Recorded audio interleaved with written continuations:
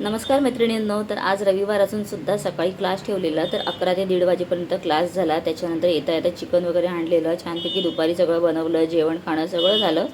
पण आता दुपारी 3 ते 5 5:30पर्यंत क्लास असतो ना, त्याची सवय झालेली आहे.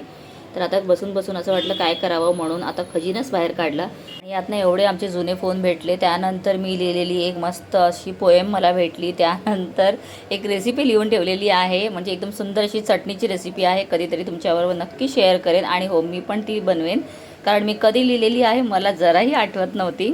जस्ट मला ती सवय आहे ना, कधी काय अचानक मला असं आवडलं ना की मी पटापट नोट करून ठेवते.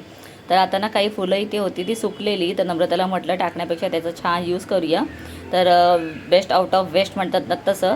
तर कापून घेतली आणि त्याच्यानंतर ना सुंदरशी अशी रांगोळी दारात काढली आणि खरंच एवढं छान वाटत होतं, प्रसन्न वाटलं मला.